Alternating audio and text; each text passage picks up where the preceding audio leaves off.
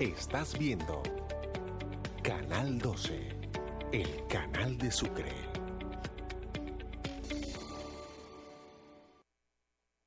El siguiente programa es apto para toda la familia. Puede contener escenas de sexo y violencia moderadas. Se recomienda la compañía de un adulto responsable.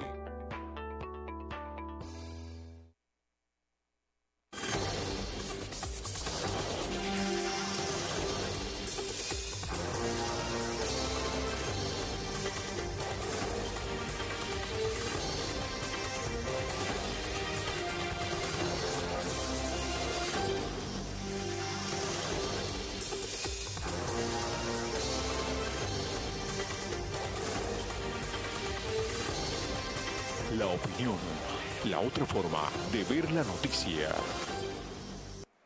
Amables televidentes, tengan todos y todas buen día. Sean bienvenidos y bienvenidas a La Opinión, la otra forma de ver la noticia. Con la dirección de Jaime Vergara, la coordinación de Gustavo Vergara, presentación Jaime Medina y quien les habla, Sergio Antonio Berrío, afiliados a la Cor Colombia y el Colegio Nacional de Periodistas. Hoy es sábado con una temperatura fuerte sobre la capital del departamento de Sucre, que ya ronda los 34 grados centígrados. Un sol canicular desde bien temprano. Hoy es el último día del octavo mes del año, de agosto. Mañana comienzan los bre y cuando las estaciones de radio comienzan a decir septiembre, avisa que se acerca diciembre. Jaime Medina, mi compañero de set. Buenos días, Sergio. Buenos días a todos los televidentes de este su programa preferido, La Otra Opinión, la otra forma de ver la noticia. La verdad, hoy se acabó el año, se va el mes, se va el año prácticamente, y los invitamos a ustedes a interactuar con nosotros llamándonos al teléfono que aparece aquí más abajo en el generador de caracteres, o al WhatsApp 300-828-4840 para que interactúen con nosotros, con los invitados que tenemos hoy, dos invitados para hablar de temas interesantes en el día de hoy. Buenos días. Vamos a conocer los temas que vamos a tratar. Primero el tema educativo, por ello está con nosotros Arturo Álvarez, él es licenciado, profesor, docente y además es el presidente de ASODES, Asociación de Trabajadores de la Educación de Sincelejo. Y hemos invitado también al abogado Jorge Alfredo Montes en el día de hoy para que nos ayude a clarificar algunos aspectos de tipo jurídico, también a opinar sobre la situación política, social y del departamento de Sucre y de Colombia en general. Vamos entonces a entrar en materia con Arturo Álvarez. Gracias, Sergio, por la invitación. Doctor Montes. Gracias, muy amable, buen día. Gracias por la invitación. Bueno, muy bien, entonces el primer tema que está sobre el tapete, que está sobre la mesa, precisamente es el tema educativo. Profesor Arturo Álvarez, se cumplió una jornada de 48 horas de paro nacional por reivindicar los acuerdos que se hicieron con el gobierno de Juan Manuel Santos, creo que fue, y reivindicar el tema de la salud, que no es exclusivo de ustedes, los docentes, los profesores, sino de todo el pueblo colombiano. Claro, sobre ese particular hay que hacer énfasis. El asunto de la salud en Colombia es un tema que le compete a todos los ciudadanos y ciudadanas. Lamentablemente se ha parcializado. Los maestros han entrado a tocar un tema que es fundamental para el desarrollo de un país. Particularmente en el caso de la salud, hay que decir que el magisterio colombiano está siendo maltratado, Sergio, porque existe un sistema diseñado para prestar un pésimo servicio de salud. ¿En qué consiste el sistema? El maestro hace un aporte económico grande, el gobierno hace otro aporte grande y le entregamos el dinero a una fiducia. La fiducia contrata con terceros y los terceros contratan con cuarto y los cuartos con quinto. A final de cuentas terminan dándole ibuprofeno a todas las enfermedades en un sistema de salud diseñado para matar maestros. Eso lo estamos denunciando ante la opinión pública. Le estamos diciendo al gobierno nacional, es tiempo de que diseñemos un sistema de salud propio. Un sistema, recordemos que los maestros no son cobijados por la ley 100. Ajá. Los maestros hacen parte de un régimen excepcional, un régimen creado por la ley 91 del 89, que le permite al maestro tener un sistema especial.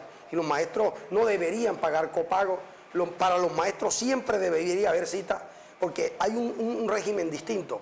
Sin embargo, este régimen distinto no aplica en esencia. Hoy, cualquier tipo de IPS, una mutual presta mejor servicio que la clínica La Peñita a los maestros. Doctor Jorge Alfredo Montes, ¿es dable que los maestros tengan en Colombia un régimen especial de salud? Hombre, yo, amén de lo que se ha puntualizado, yo pido permiso para dar una opinión en la conceptualización que tenemos de la educación. Educar siempre ha sido mejor que reprimir. Y cuando nosotros tenemos un ser humano educado o una sociedad educada, es más libre. Y si es más libre, puede ejercer y respetar mejor los derechos. Y si se ejercen y se respetan mejor los derechos, hay más democracia. Y si hay más democracia, hay menos conflictividad. Entonces, podemos afirmar que si nosotros estamos viviendo dificultades, es porque el ítem de la educación viene sufriendo como aporte a esa situación. Lo que acaba de aportar el profe es la problemática de los profesores, que es un elemento esencial de la educación. Entonces, preambularmente me permito decir que la educación como tal será siempre mejor que reprimir y tiene dificultades actualmente en el país. Sí, pero disculpe, es decir, eso es cierto, pero no sé si leo algo como que el asunto, si abordamos el tema de la educación como esencia de debate axiológico, de debate epistemológico, si se quiere, tendríamos que decir que la educación es resultado de un planteamiento y de una reflexión del poder político. Es decir, la educación no es una acción espontánea que surge como la matica de coco en el suelo. La educación es resultado de una planeación, es decir, lo que hoy somos en educación, yo diría que lo positivo que somos en educación es gracias al barniz de cultura que los maestros de Colombia hemos intentado sembrar en el alma de los individuos que crecen en un país como el nuestro.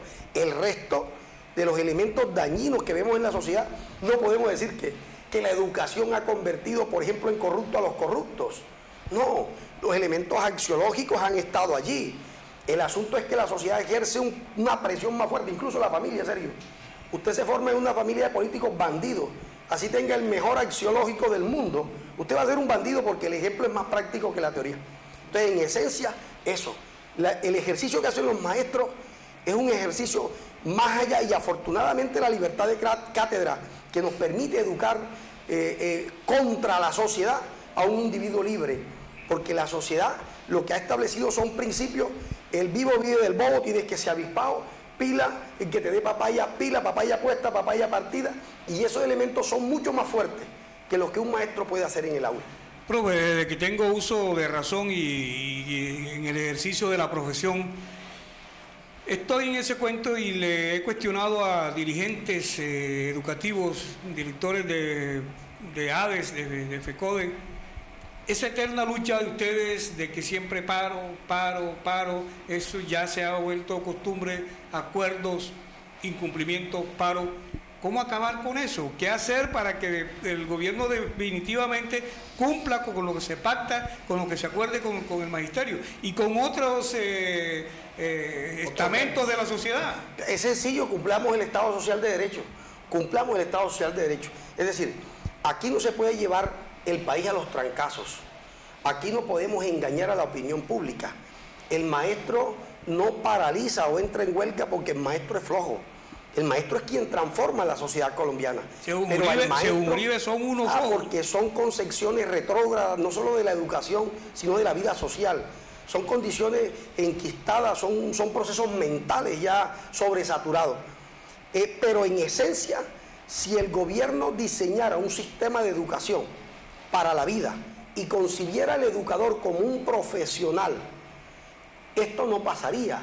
¿Usted cree que a los maestros les queda más fácil estar en huelga que estar trabajando? La esencia del trabajador es su trabajo. El maestro no quiere estar en huelga. El Estado lo lleva a eso. Porque las condiciones que permiten el trabajo, incluso, y eso solamente hablando del tema de salud, pero si nosotros nos pusiéramos a pensar la escena educativa en esencia, la condición de las aulas, la condición de los baños, la condición de los restaurantes escolares. Aquí pasaríamos en huelga todo el año, pero hay que dar clases. Sería un trasfondo de políticas públicas, de políticas del Estado para mediocrizar la educación pública. Claro, porque mire, mientras que otros países asignan de Producto Interno Bruto el 8, el 9 y hasta el 10%, donde la educación empieza a repuntar y estos países a la vuelta de 10 años son potencia mundial porque resignificaron su educación, la educación nuestra incluso no está pensada para generar ciencia. En las universidades ni en las instituciones educativas, educación básica y media, están diseñadas para hacer ciencia, para desarrollar tecnología de punta. Es una educación simplemente incluso, a propósito de la inauguración del SENA, para generar obreros, no para generar personas con una capacidad transformadora. Lo que tenemos es gracias a la fortuna de la naturaleza del colombiano, que podemos sobreponernos a las circunstancias. Pero en esencia yo creo que podemos pensar una educación distinta, una educación para la ciencia, una educación para la tecnología, una educación para humanizarnos. El escenario más elemental de la educación es que nos permita poder vivir entre iguales. Ese es el escenario de la paz que el doctor ha planteado aquí. El escenario de que la educación nos enseñe a que el otro es un igual y que yo me pongo en los zapatos de él y que no actúo en su contra, ni que quiero acabar con su vida, sino que por el contrario entre todos caemos en este país. Pero esa escena la genera la educación cuando se diseña con un propósito, no cuando se permite que funcione al garete como pasa en el país. Bueno, doctor Montes. Mire, entremos en contexto. La herramienta del paro, ¿cómo? Para utilizarla en reivindicación, eso es un derecho fundamental. Está consagrado en la Constitución. Eso es constitucional. Suspensión de actividades, que lo conocemos popularmente como paro. Eso es un derecho, pero no podemos olvidar que frente al derecho hay un deber. No se puede concebir un derecho sin un deber. Entonces, si nosotros, como sociedad, nos solidarizamos con el magisterio en un cese de actividades de 2 días en ejercicio de su derecho, debemos estar prestos a vigilar también la compensación del tiempo para que haya equilibrio. Entonces, si hay 2 días de cese, deben haber 2 días de compensación sin que se afecte la programación ordinaria. Eso es derecho versus obligación. Eso no puede escindirse. Hay otra apreciación, derecho frente al derecho. El profesor tiene derecho al paro para reivindicar peticiones, pero los niños también tienen derecho a la educación. Entonces eso hay que ponderarlo, Y en esa ponderación yo me atrevo a afirmar, sin provocar sensibilidades, afectación a sensibilidades, es que ese derecho que tiene el niño a recibir educación tiene que ser responsablemente dirigido.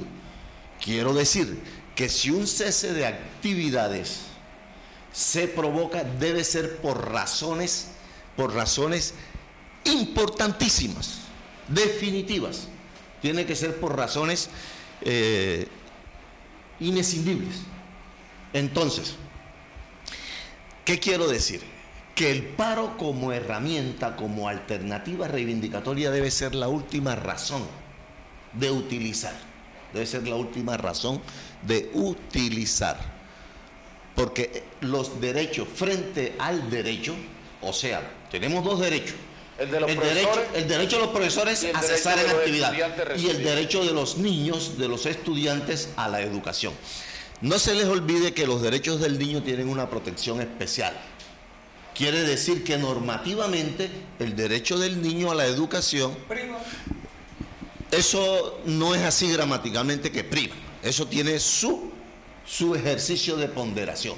¿Se programó, profesor, se programó la compensación de esos 2 días? Vamos por partes. Aquí tenemos una contradicción epistemológica. Aquí no coincidimos en la percepción de las cosas. La huelga está contemplada en el Código Sustantivo del Trabajo. Y la huelga tiene como propósito llamar la atención de quien lidera el Estado porque no fue responsable con la condición previa a la huelga. Ninguna huelga, y le recuerdo al doctor, ninguna huelga surge de la espontaneidad de que hoy quiero entrar en huelga porque no quiero trabajar o porque quiero violentar el derecho de los niños. Los que más preservan el derecho de los niños en este país se llaman los educadores. Y les voy a decir por qué. Porque las escuelas hoy no tienen psicólogos y los maestros son psicólogos. Porque las escuelas no tienen quien barra los salones y los maestros barren los salones. Porque las escuelas se han quedado sin apoyo psicosocial de la familia y los profesores también son psicoorientadores de la familia. Los educadores en este país nos ha tocado desprendernos de nuestro sueldo para ayudar el proceso de formación de los niños cuando en las instituciones no hay una fotocopiadora, no hay una fotocopia para los niños. Es decir, en esencia nosotros somos respetuosos del derecho de los niños. Eso hay que tenerlo claro. Lo segundo, es responsabilidad del Estado. Es decir, en la medida de la ponderación, no es tanto la ponderación tiene que hacerla quien administra, y de ahí el concepto de política pública educativa. Si yo soy el gobernante de este país y para mí prioritario son los niños, todo lo que gira en torno a los niños es prioridad.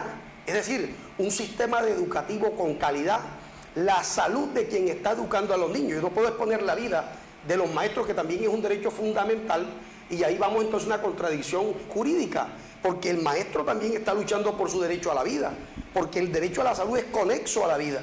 Y si yo dejo que mis maestros se mueran porque tienen una salud precaria, porque no puedo hacer huelga, el Estado, allí es donde entra la política de Estado. El Estado llama a los maestros y dice: venga acá, maestro, hagamos una cosa, resolvamos el problema. Mire, doctor, el paro tiene la base porque el gobierno actual no concibe que la política de Estado prevalezca a las políticas de los gobiernos. Un gobierno como el de Iván Duque, que termina diciendo que esos acuerdos no los hice yo, no entendiendo que él es representante del Estado y no como un accionista más de un proceso. Entonces, así es difícil. Respetamos a los niños, los valoramos, desarrollamos procesos de calidad con las uñas por eso, pero la huelga tenemos que hacerla, y la huelga tiene un elemento tan interesante que es lo siguiente. Yo no me imagino que el asunto de la huelga es un escenario donde el obrero se reviste de obrero, Si el obrero no se reviste de obrero, no puede luchar por sus derechos, porque en términos generales, en la sumatoria y análisis de los procesos, todo es fundamental. Escúcheme, quiero insistir en el hecho de que he afirmado de que el derecho a la huelga es fundamental, es un derecho, no lo he descalificado ni lo he desconocido. Lo pone a sopesarlo. Claro que hay que sopesarlo con otro derecho, desde luego. Porque lo que tiene que entrar en la estructura del Estado a resolver el problema. El ejercicio de un derecho no se puede hacer sino responsablemente, y se hace responsablemente cuando el derecho se ejerce en ponderación frente a otro derecho. Entonces se trata es de ponderar. Yo cuando digo de ponderar, no quiero decir que no tengan derecho a la huelga y que no la hagan. No.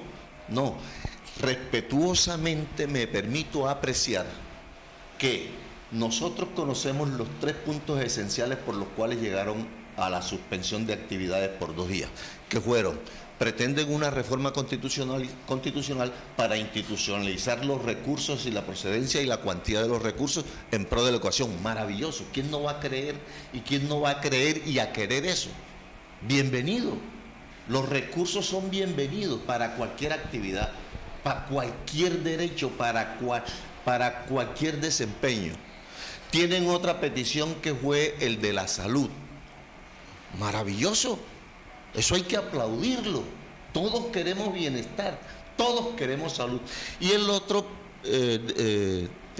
derecho, o el otro punto a reivindicar con la actitud del paro fue el derecho a la vida. El derecho a la vida es el primero de los derechos. Después de dignidad viene la vida. Entonces, esos 3 derechos, en nuestro parecer, y bajo la concepción de que el paro debe ser la última razón, la última motivación para reivindicar derechos, debe ser la última. No digo que no debe existir, sino debe ser la última. Cuando entonces, se agoten las otras. Y entonces, si ustedes me permiten, yo puedo opinar cómo se puede reivindicar el derecho a la salud de los profesores. Que eso es cierto. Ellos padecen la atención. Entonces, si él, como lo afirmó el profe, ellos tienen una atención en un régimen especial, que no es de ley 100, eso es cierto. Ellos pueden cuantificar y calificar los defectos de atención y sustentar de manera soportada cuál es la deficiencia de la prestación del servicio. Y hay herramientas jurídicas para hacer la reclamación frente al prestador. Sin llegar al paro. Sin llegar al paro. Entonces, podemos pensar, vía ejemplo, en una eventual caducidad del contrato de prestación de los servicios, que es mucho más efectivo, es mucho más objetivo que recurrir a un paro sin haber agotado la reclamación directa en la prestación del servicio cuando se ha cuantificado y se ha calificado. Quiero decir, por vía de ejemplo, hemos sufrido 5.000, 10.000, 500 aplazamientos de cita. Tenemos 20.000 remisiones atrasadas. Eso se cuantifica. Los profesores tienen una organización gremial poderosa, felicitaciones, derecho de asociación. Y ellos pueden perfectamente, creo yo, en mi opinión, viendo la situación acá VIP, que ellos pueden utilizar una herramienta distinta al paro para lograr un resultado más objetivo y siendo respetuoso del derecho fundamental de los niños. No, vamos a comerciales primero y después de comerciales viene su réplica y terminamos con la réplica del profesor Arturo Álvarez en torno a lo que ha dicho el doctor Montes y pasamos entonces a otro tema. Vamos a comerciales, no se muevan, amables televidentes, que esto se está poniendo bueno.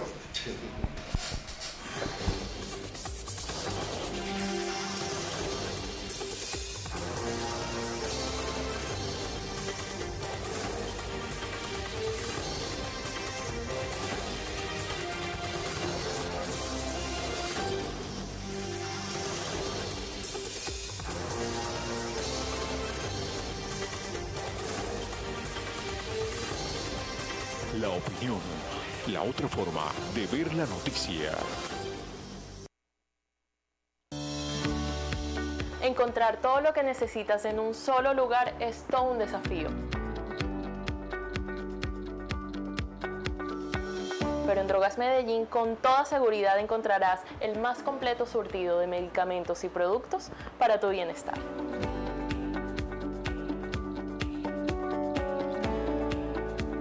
Drogas Medellín, medicamentos de calidad a los mejores precios.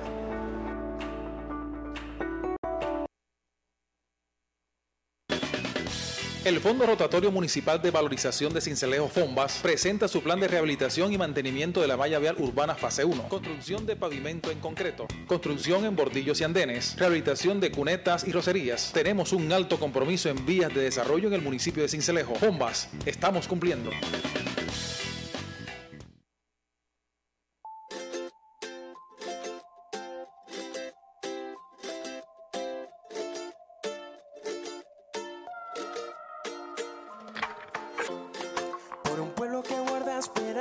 En crecer, ella está dispuesta a darlo todo por su gente, con valores quiere demostrar que no es igual a los demás y que su vida está dispuesta a dar.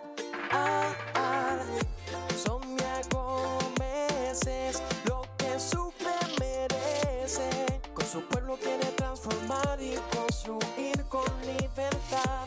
Sonia Gómez es lo que sufre merece, con Dios al frente podemos lograr lo que queremos y ganar.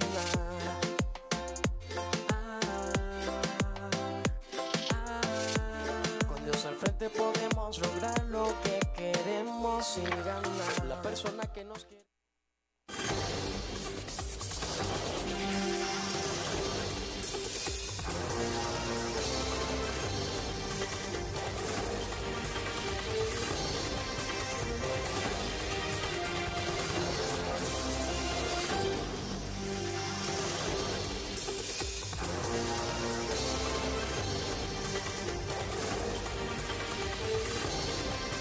La opinión, la otra forma de ver la noticia.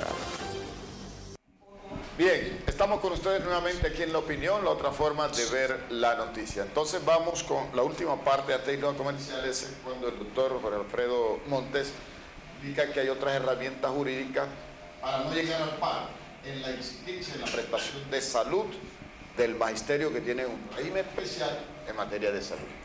Bien, para el doctor es lo siguiente, las herramientas se han utilizado. El magisterio colombiano ha llevado a tope, incluso hoy, las clínicas prestadoras, las clínicas que son contratadas por las fiduciarias, están demandadas incluso ante la Fiscalía por poner en riesgo la vida de los usuarios. La ministra misma decía ayer, doctor, mire el nivel de esto. Recordemos que la naturaleza de los grandes problemas del sistema de salud es que se convierten en un negocio antes que la preservación de la vida. La ministra misma decía ayer, estamos buscando todos los mecanismos para hacer que las entidades cumplan con el contrato. Y nosotros sabemos que el asunto del cumplimiento del contrato es elemental. Obviamente, existe un contrato y existe un cumplimiento del contrato, pero esto significa muchos recursos, mucha plata. Mucha plata quiere decir que muchos miembros del gobierno están metidos en este gran negocio con la fiduprevisora. Y no es tan sencillo como lo plantea el doctor, porque algo que parecería sencillo sería una tutela y en este país se incumple.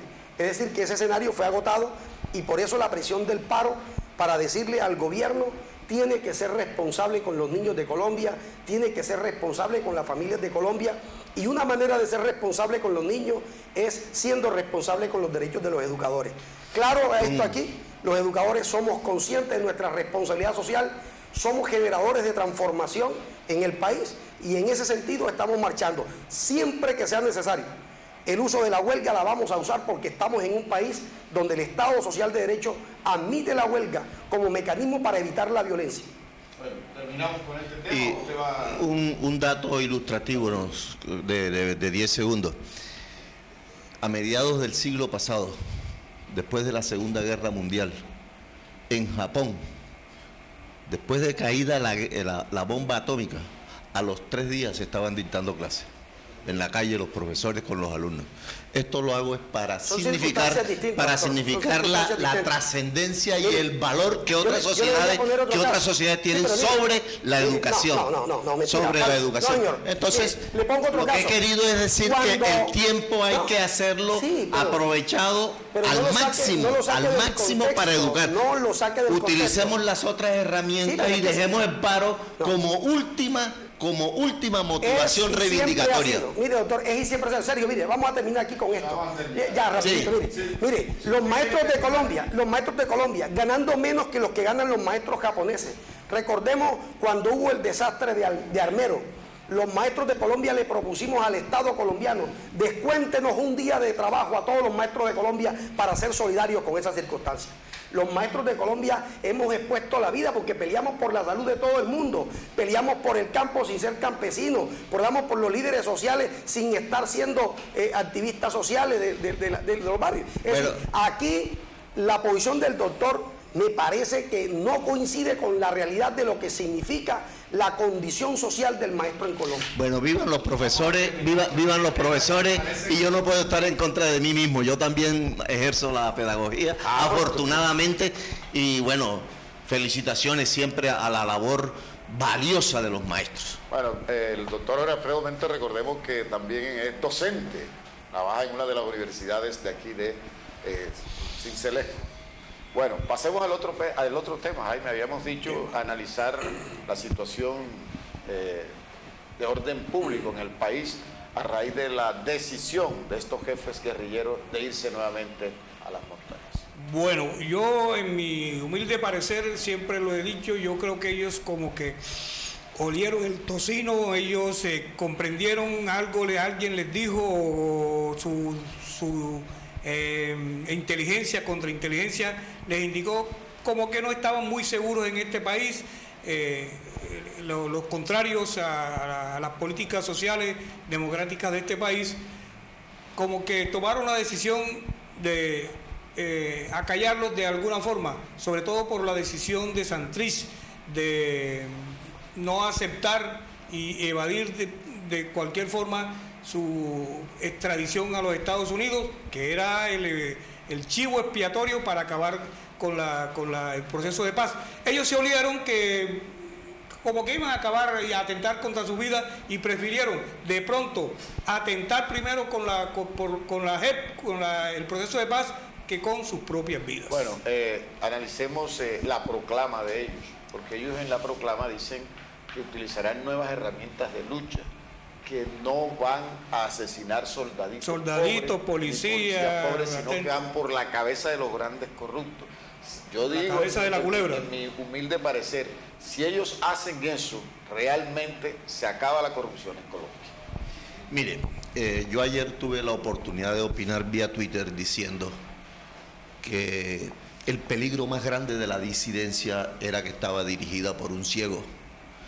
Y a renglón seguido dije, hoy sí creo en la ceguera de Santrich. ¿Va a significar qué? Hoy por hoy, particularmente soy de los convencidos que no existe opción de la conquista del poder por vía militar. Sí, ya eso está cerrado, eso está decantado. Entonces, si nos quedamos solamente en esa visión, podemos concluir afirmando de que es un error irse a combatir nuevamente por vía de las armas los espacios de poder. Lo que acaba de decir Sergio de la nueva estrategia militar no es plausible. Yo no la veo bienvenida, porque el muerto, sea cual fuese, es una degradación social. Entonces, que para efectos de conquistar escucha sea más rentable asesinar a fulano o a fulano es otro tema. Pero el muerto no se debe calificar. No se debe calificar. Es cierto que nosotros los del común hemos puesto más víctimas en la historia de este país, en el fenómeno violento, que otros sectores sociales. Eso es indiscutible.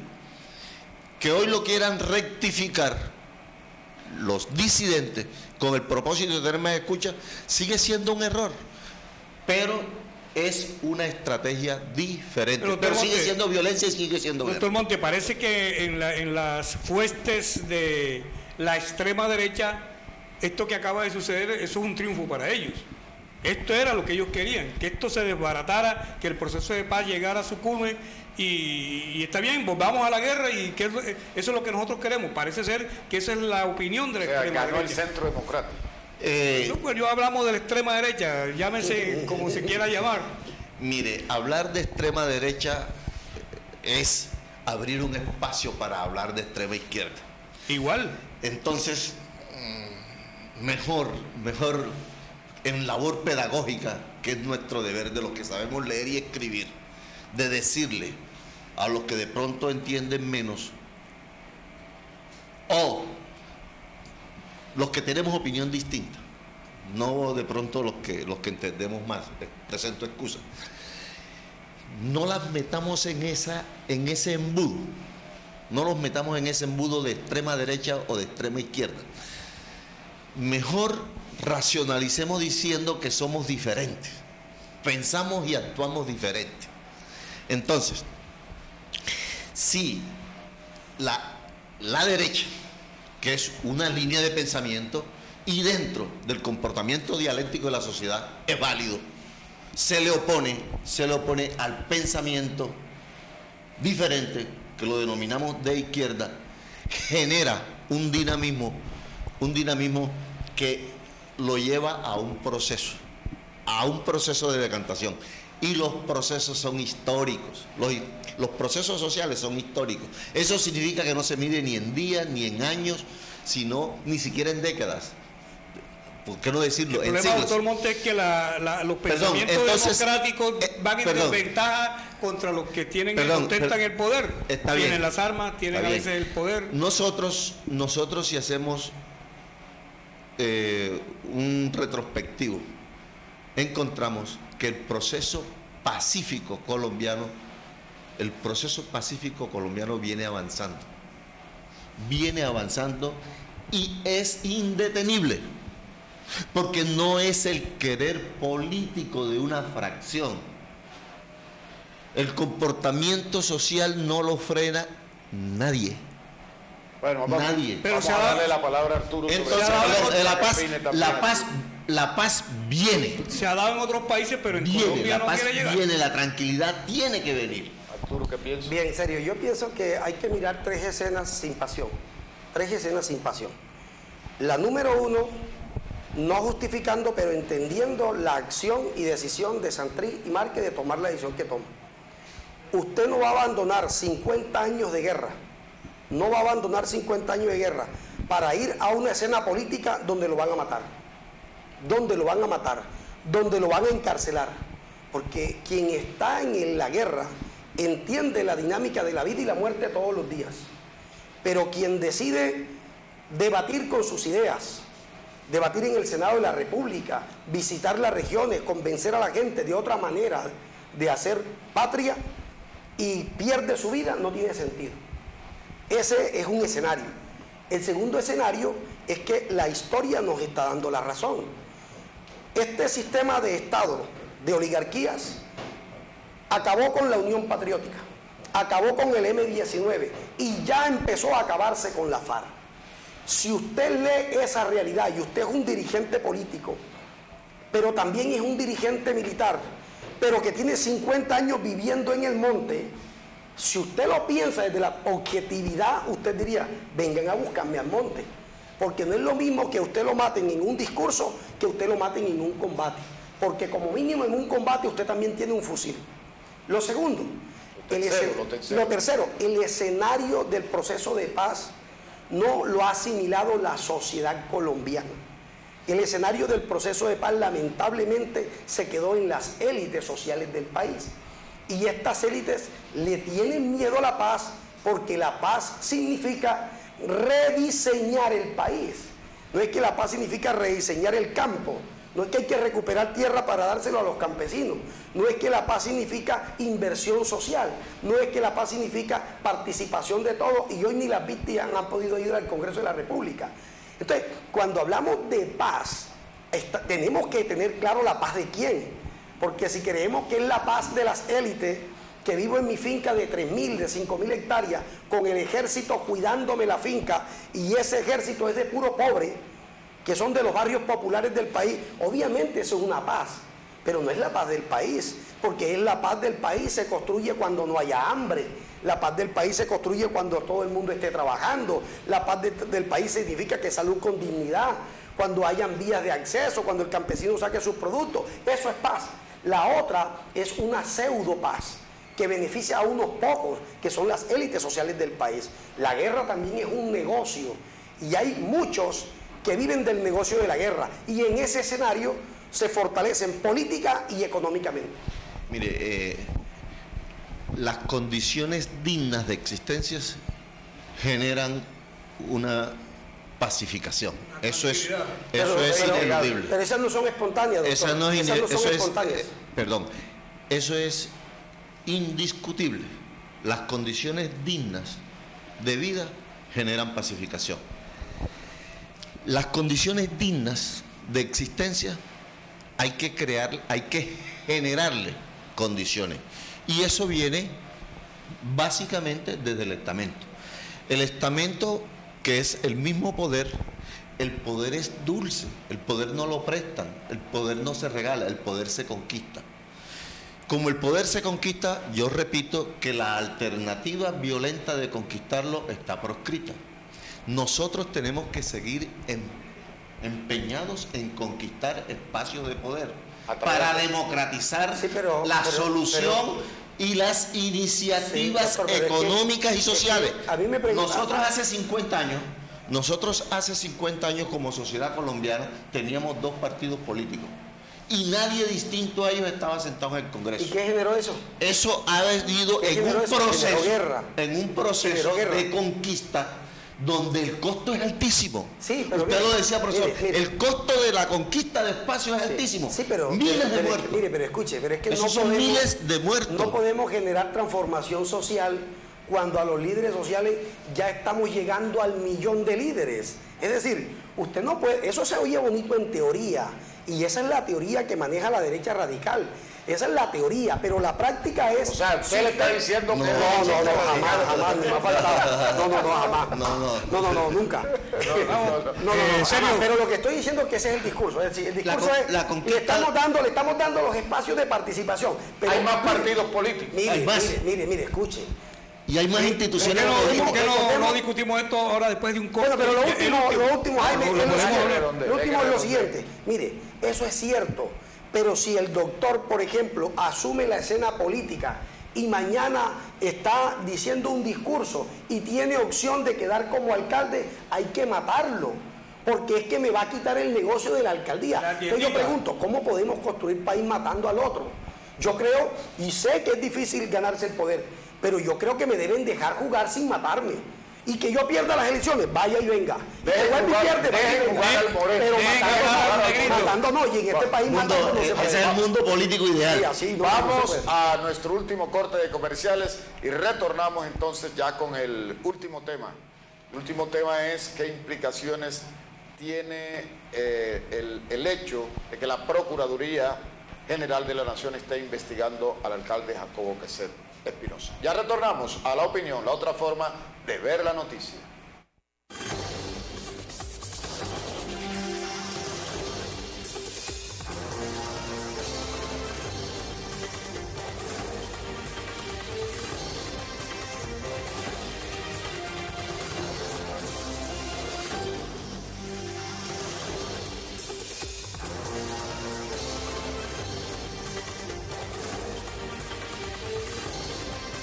La opinión, la otra forma de ver la noticia.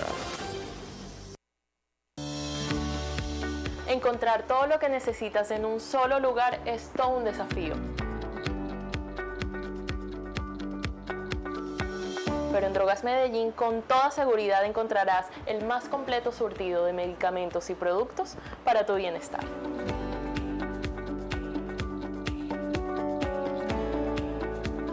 Drogas Medellín, medicamentos de calidad a los mejores precios.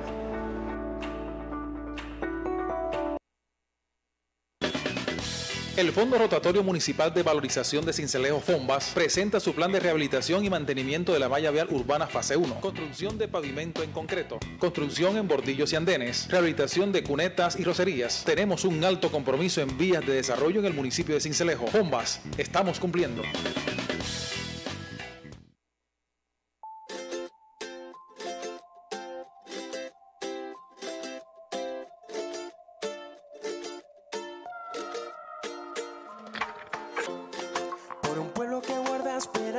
En crecer, ella está dispuesta a darlo todo por su gente, con valores quiere demostrar que no es igual a los demás y que su vida está dispuesta a dar. Sonia Gómez es lo que sufre merece, con su pueblo quiere transformar y construir con libertad. Sonia Gómez es lo que sufre merece, con Dios al frente podemos lograr lo que queremos y ganar.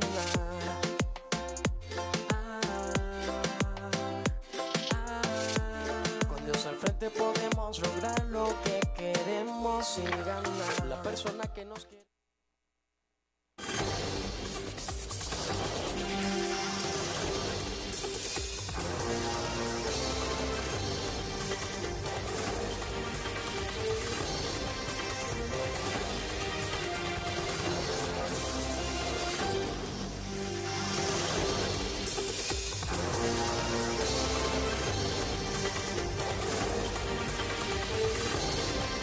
La opinión, la otra forma de ver la noticia.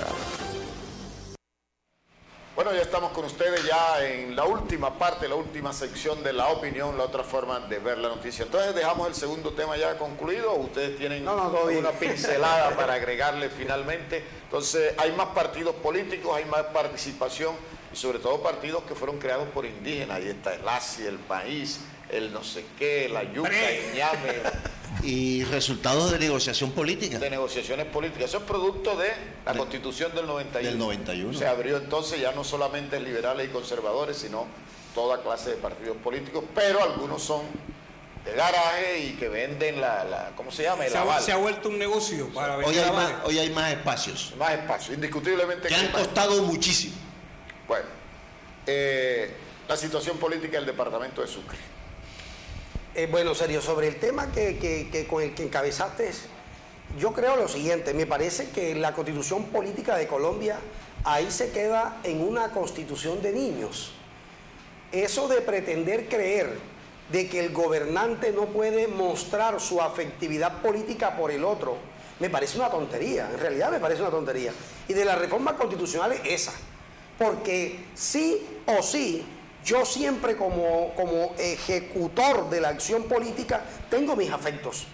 Y yo creo que lo más contraproducente es hacer que eso se convierta en ilegalidad para mí. Si yo soy alcalde y una persona X es de mis afectos porque considero que puede seguir con la ruta que yo he trazado para el municipio, yo creo que públicamente puedo decirlo, no hay ningún problema. Distinto a si yo utilizo los recursos públicos para favorecerle a usted, que ya obviamente he especulado en el escenario político o fuera de los políticos, en el administrativo. Entonces yo creo pero la Constitución dice que no. Yo creo que la Constitución no debería decir eso. Debería dejar en libertad a un presidente a que tenga su candidato, así como sucede en los Estados Unidos. Y yo puedo salir a hacer campaña por él porque creo que él puede seguir con pero eso es relativo. Es relativo. La clase de persona en Estados Unidos es diferente. Sí, pero dejemos aquí Sergio, pero dime tú, pero mira, Sergio, dime tú si el hecho que la Constitución política en Colombia lo prohíba deja de hacerse. Sigue haciendo. El alcalde sigue apoyando, entonces me encuentro contigo, ya tú sabes, en el garaje del otro lado. Pero eso es relativo, profe, en el sentido de que si la gestión del mandatario ha sido buena o mala, también repercute en el electorado. El candidato que le está apoyando. Por eso que le estoy diciendo. Nosotros teóricamente podemos distinguir la Constitución en dos formas. Nosotros tenemos una Constitución buena, elegante, evolucionada, pero es romántica. ¿Qué quiere decir eso? Que las cosas que suceden día a día son distintas. Romántica y acomodada. La Constitución es romántica, por decirlo de alguna manera, porque la Constitución, por ejemplo, dice la protección especial del trabajo, y hay servidores públicos que le deben 6 meses de trabajo. La Constitución dice de la participación en política del servidor público, está prohibida. ¿Y qué servidor público no participa en un debate electoral como el que nos avecina? Entonces, la Constitución dice unas cosas, pero nosotros los humanos hacemos otras, que tenemos intereses en unos resultados, buscamos la forma de violentarla, de desconocerla, de comportarnos distintos. Es partidario usted eso de lo que dice Arturo, entonces legalizarla. Eso tiene íntima relación con el primer tema que abordamos, que fue el de la educación. No estamos educados para comportarnos de una manera civilizada, por eso mal llamados incivilizados o en vía de desarrollo. Entonces, el comportamiento del servidor público frente a la red pública, frente a la cosa pública. Nosotros podemos decirlo que en la reciente historia del departamento, la gobernación ponía un senador y la alcaldía ponía otro senador. Sí. Eso era así. Sí. Era así. Hoy se vienen abriendo los espacios políticos, hay unas participaciones, pero seguimos con un cúmulo de defectos, de lunares, que provienen de la cosa pública, del servidor público. Entonces los resultados se pueden anticipar. Eso es lo que nosotros... Le pueden ustedes, digamos que, dar como positivo el hecho de que hoy en día el gobernador que tenemos aparentemente no esté inclinado por ninguna campaña política y haya mayor libertad en el sentido que usted decía de que todos sabemos que la gobernación ponía un senador y la alcaldía ponía un senador. Bueno, yo en el pasado, cuando se dio el resultado del debate electoral del Congreso, tuve oportunidad de opinar en el siguiente sentido. Yo dije, si el gobernador apoyó a alguien, nosotros tenemos alguna inclinación de sospechar a favor de quién lo hizo. Si apoyó a alguien y se ahogó, debe renunciar. Ya. Y si no apoyó a nadie, había que felicitarlo. Arturo, ¿qué dice? Yo pienso que en el caso de Edgar, no es que no esté jugando, sino que Edgar ya no se pertenece políticamente. Ya él quiere quedar tranquilo, no quiere tener problemas de ningún tipo, y no es porque políticamente no le hayan coqueteado y respáldame, sino que no quiere saber más nada de esto. No tiene capital político para endosar. ¿Y cuál? Y los capitales políticos aquí son capitales económicos. ¿Cuánto tengo en la bolsa para comprar cuántos votos? Aquí no hay estructuras de partidos políticos que puedan tirar líneas y decirle liberales, votemos con los liberales. Eso no existe.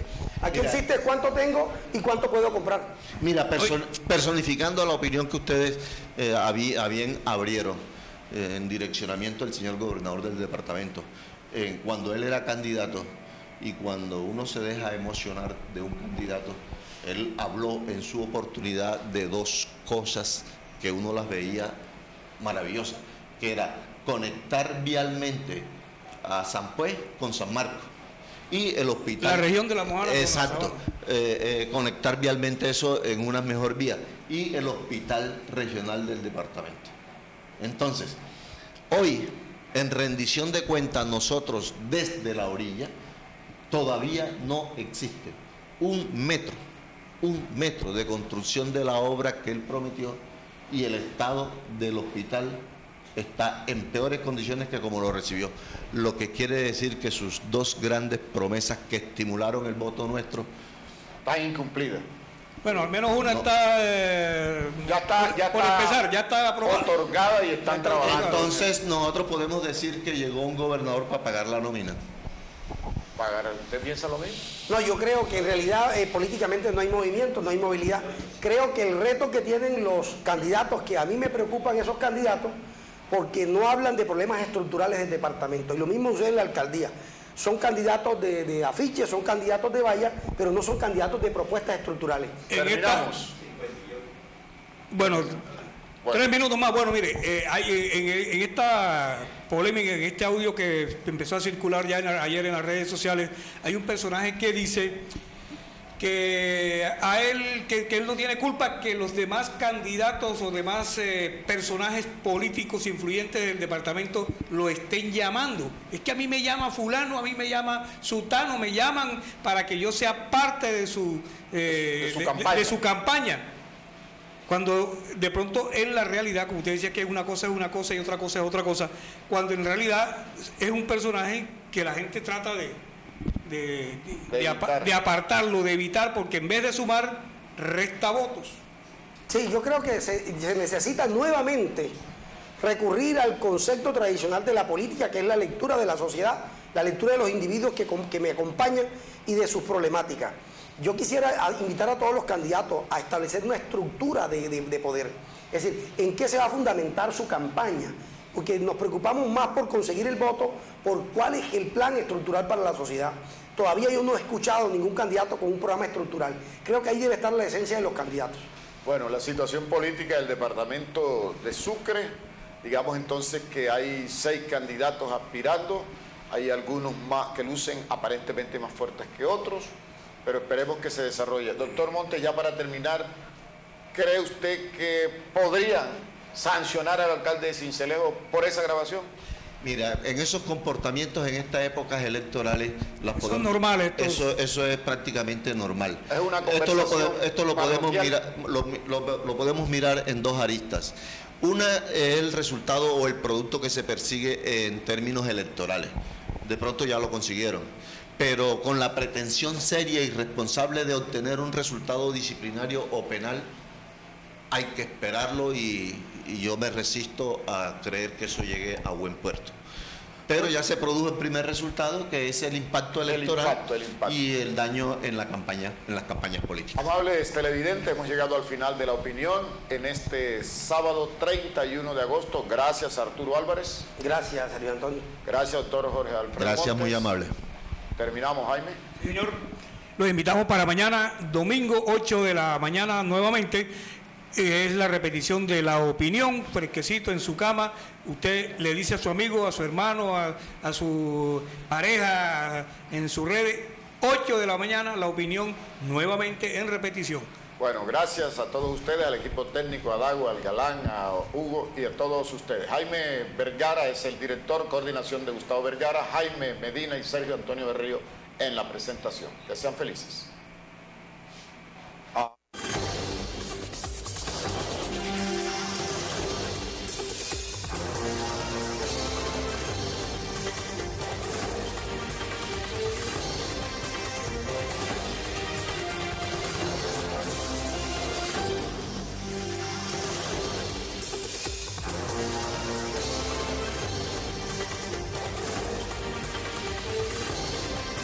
La opinión, la otra forma de ver la noticia.